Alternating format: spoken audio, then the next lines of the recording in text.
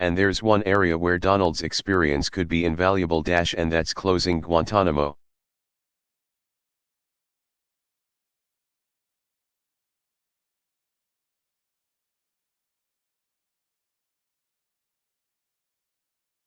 Because Trump knows a thing or two about running waterfront properties into the ground.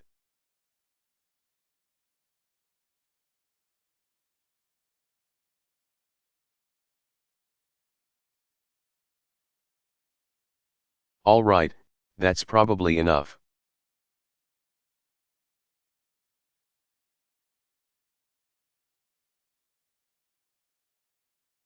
I mean, I've got more material. No, I don't want to spend too much time on the Donald.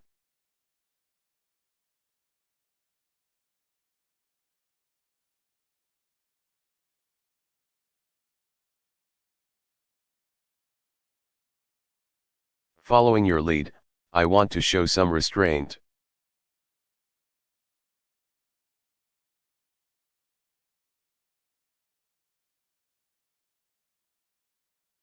Because I think we can all agree that from the start,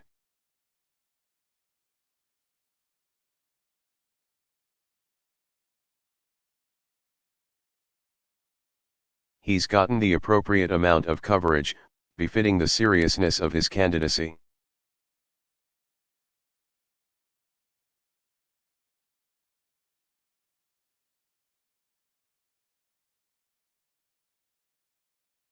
I hope you all are proud of yourselves.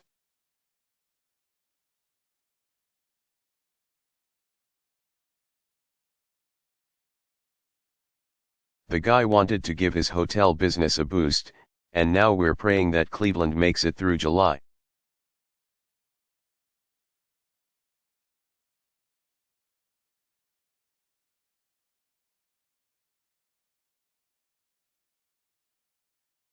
MMMMMM.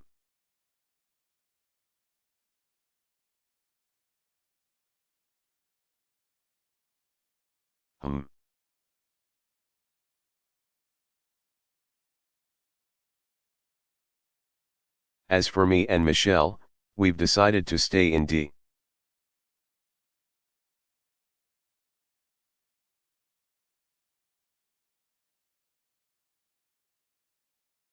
C for a couple more years.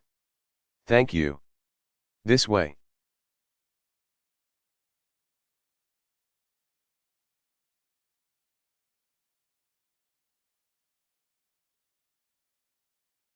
Our youngest daughter can finish up high school, Michelle can stay closer to her plot of carrots.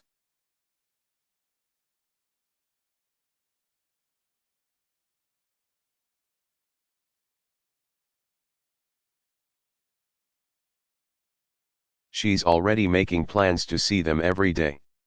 Take a look.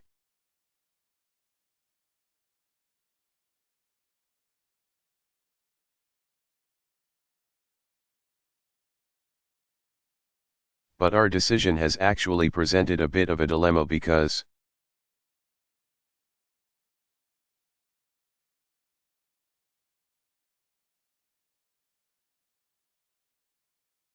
traditionally, presidents don't stick around after they're done.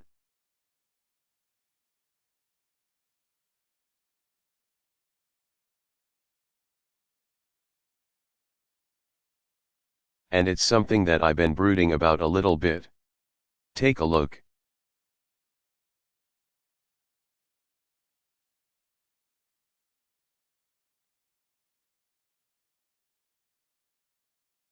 I am still waiting for all of you to respond to my invitation to connect on LinkedIn.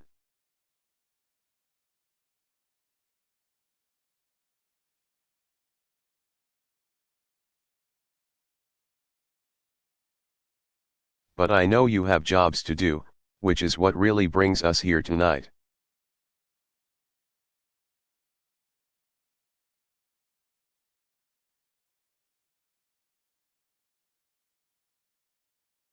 I know that there are times that we've had differences.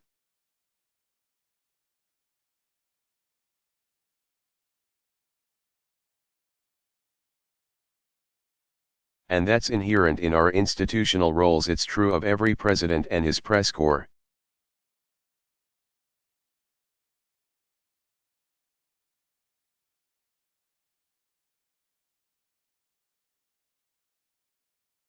But we've always shared the same goal: to root our public discourse in the truth, to open the doors of this democracy.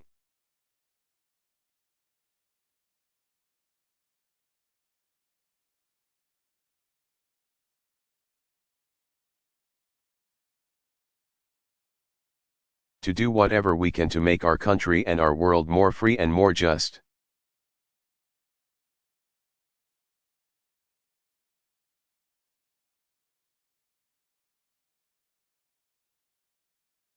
And I've always appreciated the role that you have all played as equal partners in reaching these goals.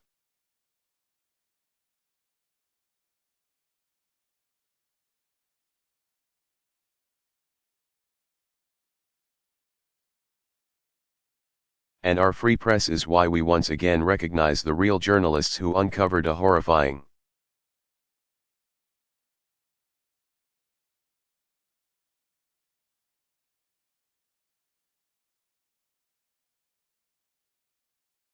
scandal and brought about some measure of justice for thousands of victims throughout the world.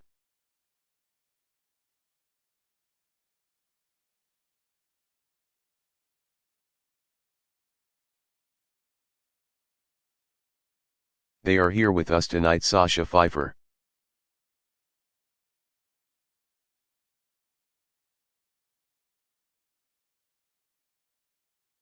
Mike Resendez, Walter Robinson, Matt Carroll, and Ben Bradley, Jr.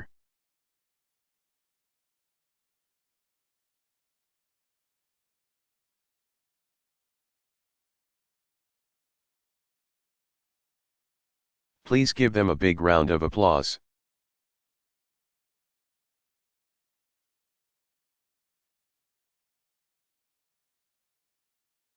Our free press is why, once again, we honor Jason Regian.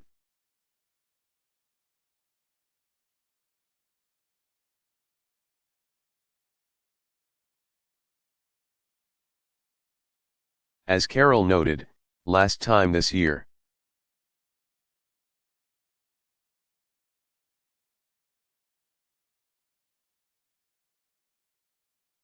we spoke of Jason's courage as he endured the isolation of an Iranian prison.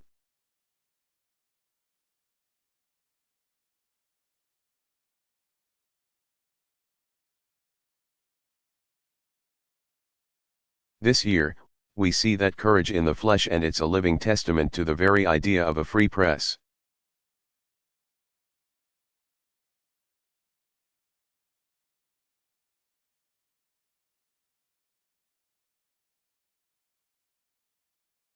And a reminder of the rising level of danger.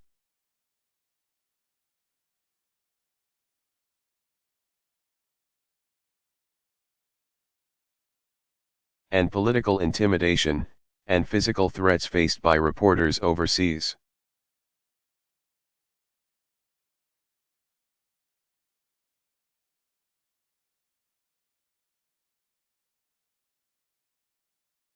And I can make this commitment that as long as I hold this office,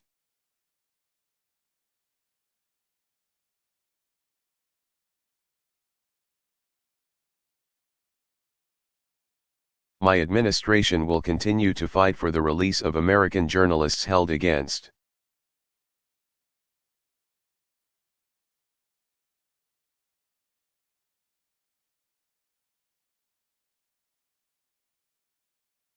their will, and we will not stop until they see the same freedom as Jason had.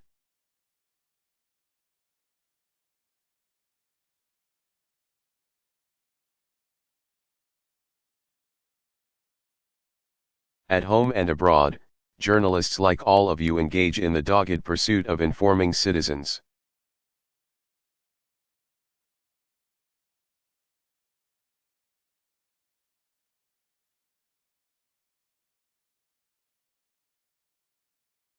And holding leaders accountable, and making our government of the people possible.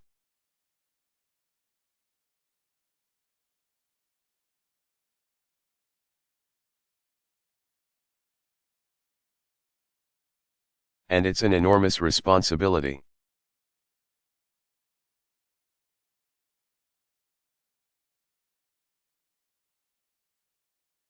And I realize it's an enormous challenge at a time when the economics of the business sometimes incentivize speed over depth.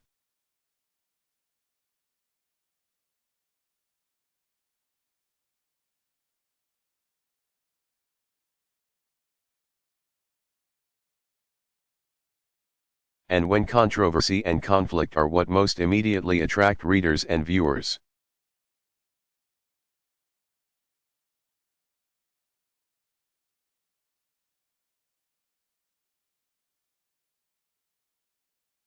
The good news is there are so many of you that are pushing against those trends.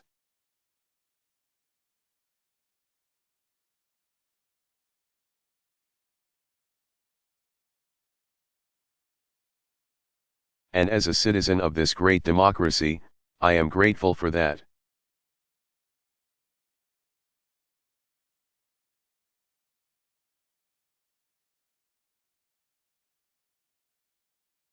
For this is also a time around the world when some of the fundamental ideals of liberal democracies are under attack.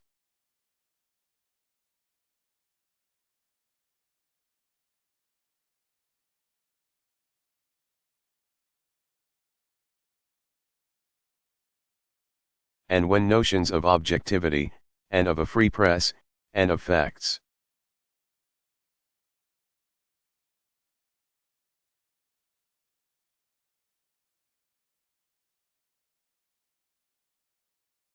and of evidence are trying to be undermined, or, in some cases, ignored entirely.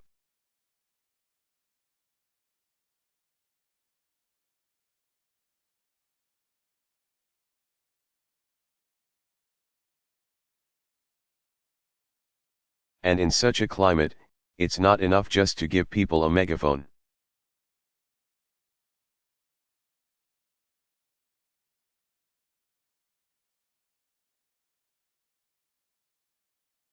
And that's why your power and your responsibility to dig and to question.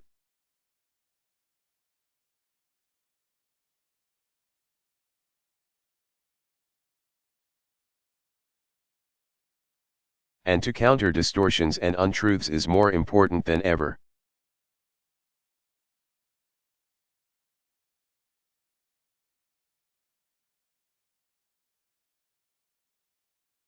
Taking a stand on behalf of what is true does not require you shedding your objectivity.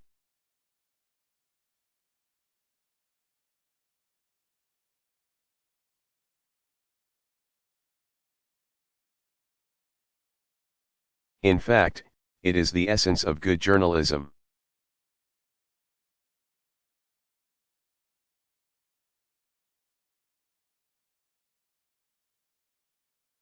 It affirms the idea that the only way we can build consensus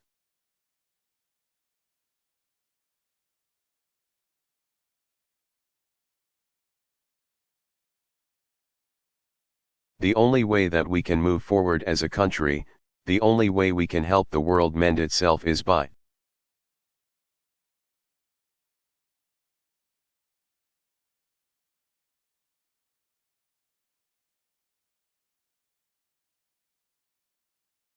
agreeing on a baseline of facts when it comes to the challenges that confront us all.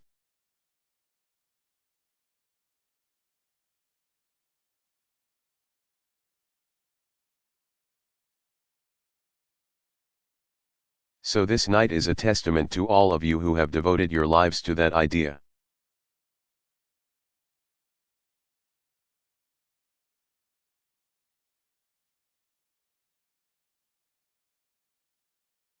Who push to shine a light on the truth every single day.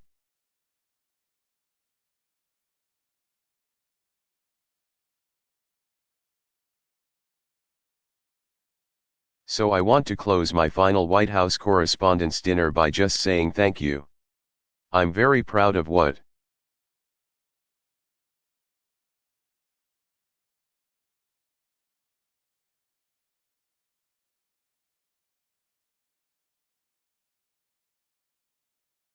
you've done. It has been an honor and a privilege to work side by side with you to strengthen our democracy.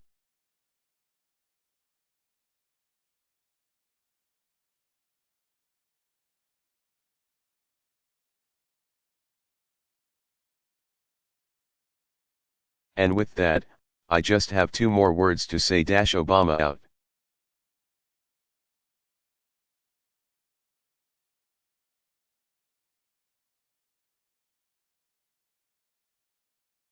Mic drop.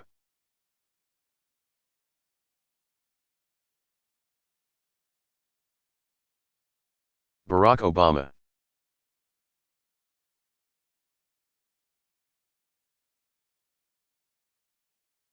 Speech Worldwide Troop Talk.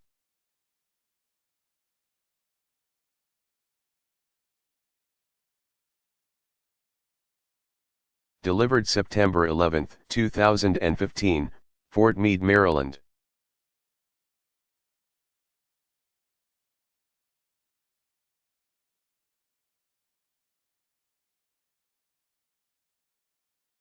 Tech Sergeant Nathaniel Perry, Moderator. Thank you, Mr.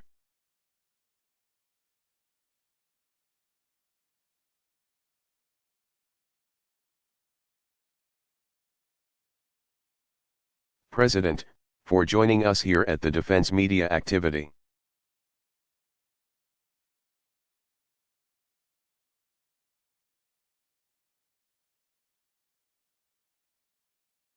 It is very exciting for us to have you here for a face-to-face.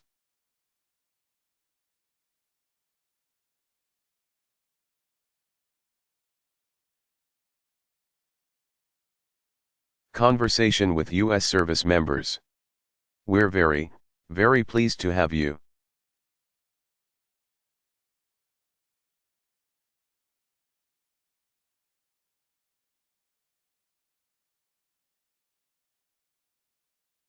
President Obama, well, Nathan, thank you so much for your participation.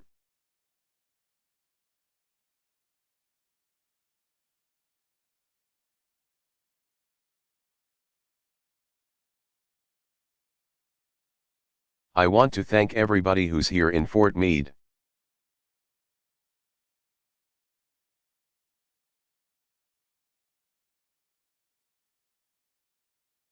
There are a couple of people I want to acknowledge.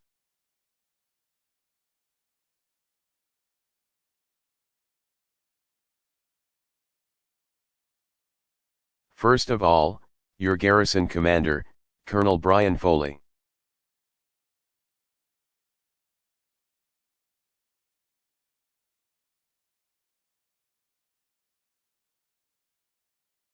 Where is he? I just rode over with him. There he is. He's in charge of a lot of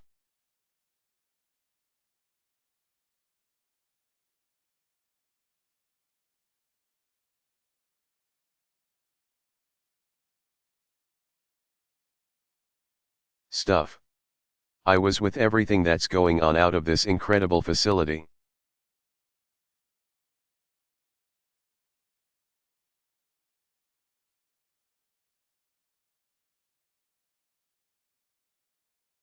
Obviously we can't succeed in our missions without a strong support from Congress.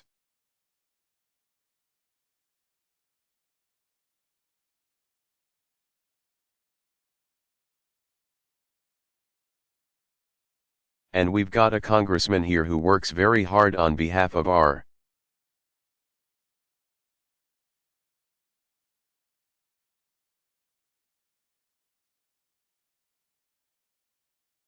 military and our intelligence, Congressman Dutch Ruppersberger. Where's Dutch?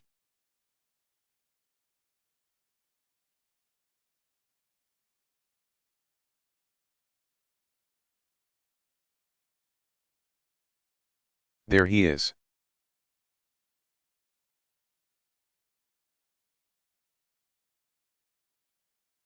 Thank you so much, Dutch.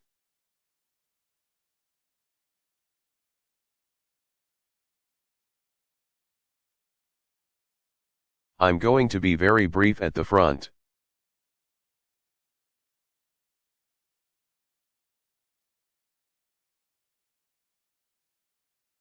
Because I want to mainly take questions from folks not just here but all around the world.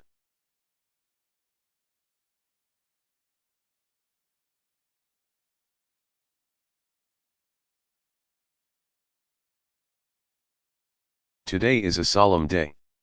I started my day commemorating 9/11 and all the people who were killed on that day.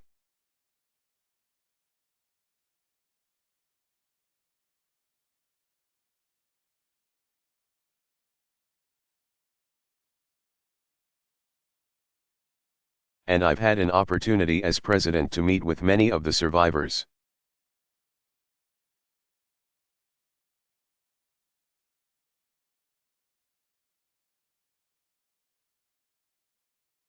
The family members of those who were killed.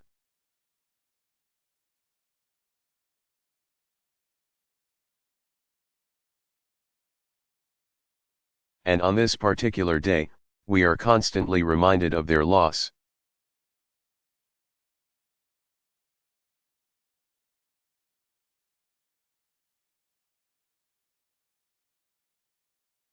We want to let them know that we do not forget those who are fallen.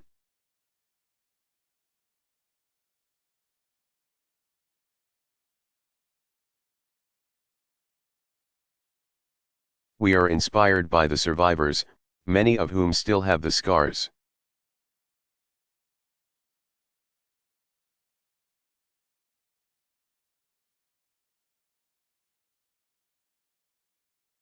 Both seen and unseen, of that terrible, terrible day.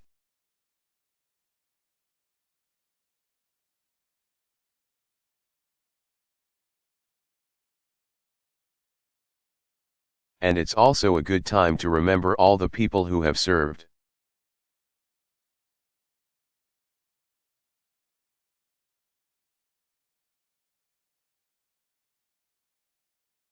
And sacrificed since 9/11 in order to keep America safe and free.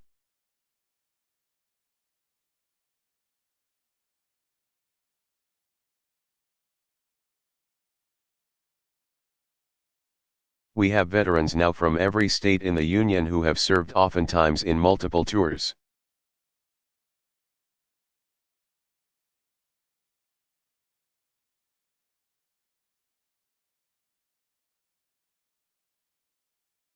Both in Iraq and Afghanistan.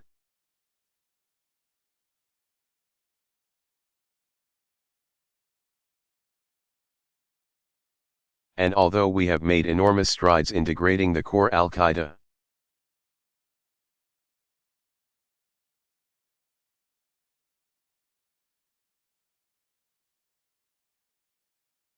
including bin Laden himself that had helped to direct the plot on September 11, we are well aware of the fact that those threats still exist out there.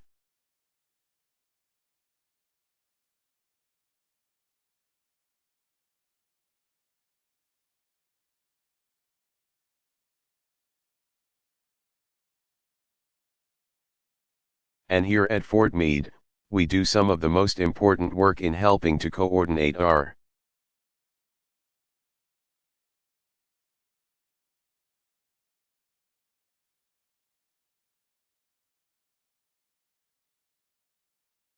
efforts to make sure that we are bringing to bear all elements of American power against those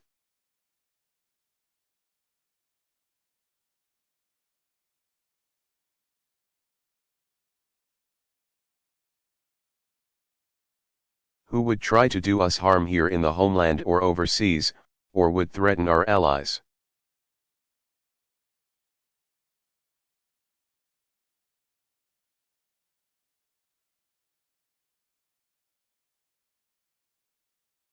Despite the progress we've made in Afghanistan, it's still critically important that we've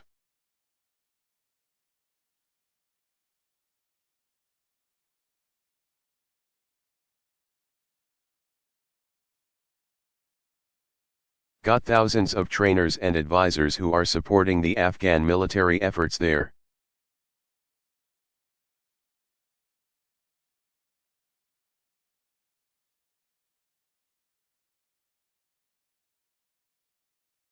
Our combat role is complete.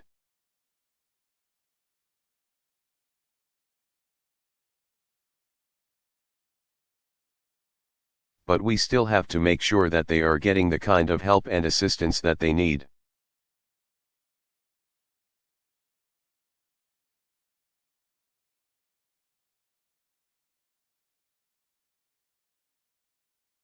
The emergence of ISIL in Iraq and Syria has meant that we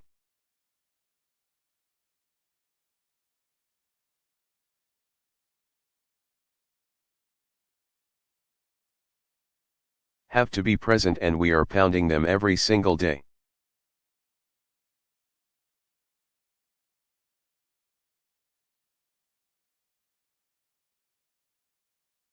Our airmen are doing extraordinary work with the support of all the other service branches.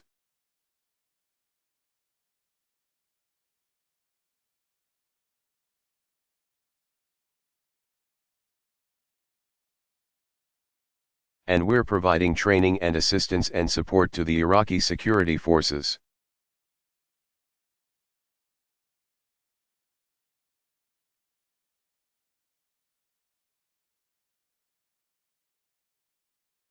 On the ground, as they continue to push back ISIL from territory that they had taken.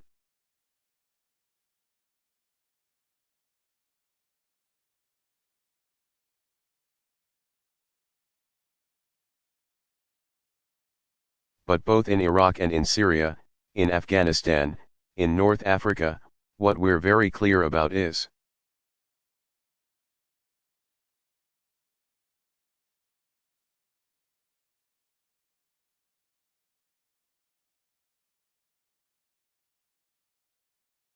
that we still have significant threats coming from terrorist organizations and a terrorist ideology.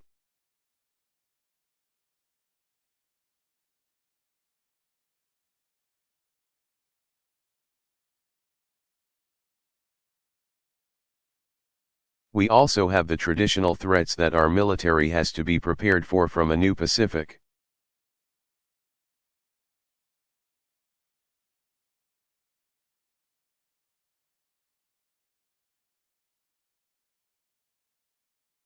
Region where historically we have underwritten the security and prosperity of a region that came back after.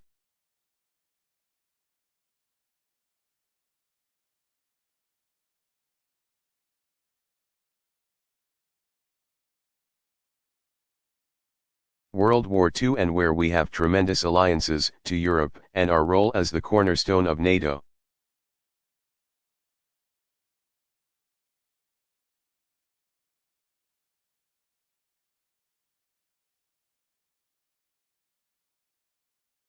And so we are going to continually have to work at every level to make sure that our men and women in uniform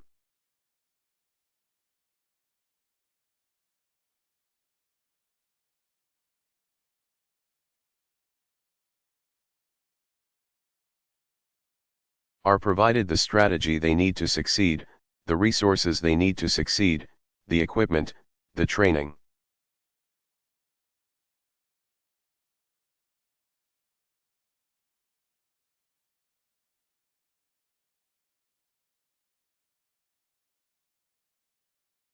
And in this new era, that's not just a matter of tanks and rifles.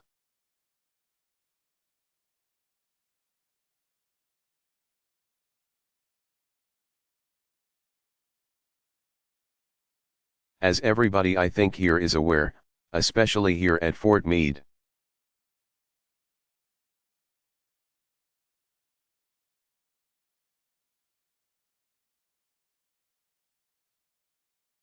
Cybersecurity is opening up a whole new era in which we have to watch out for our adversaries.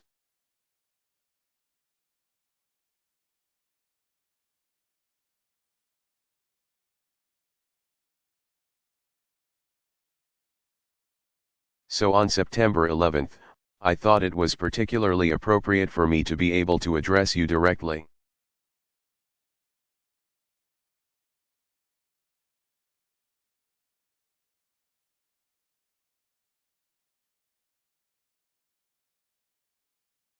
And to say thank you on behalf of the American people.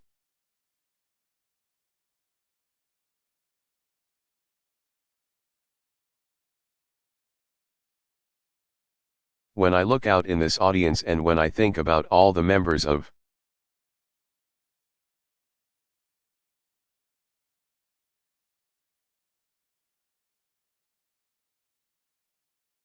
the armed services all around the world who serve, this represents America.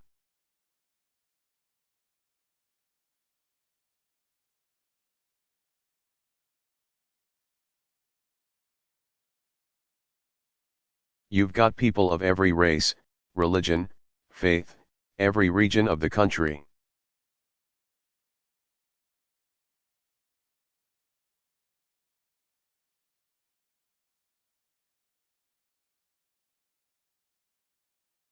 But what we share is a common creed, a common commitment to freedom, a common commitment to rule of law.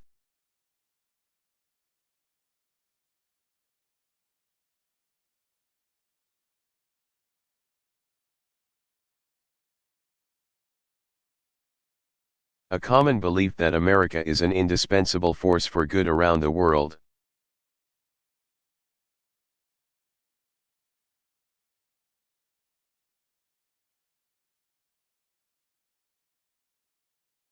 And that our military is a linchpin in our ability to project our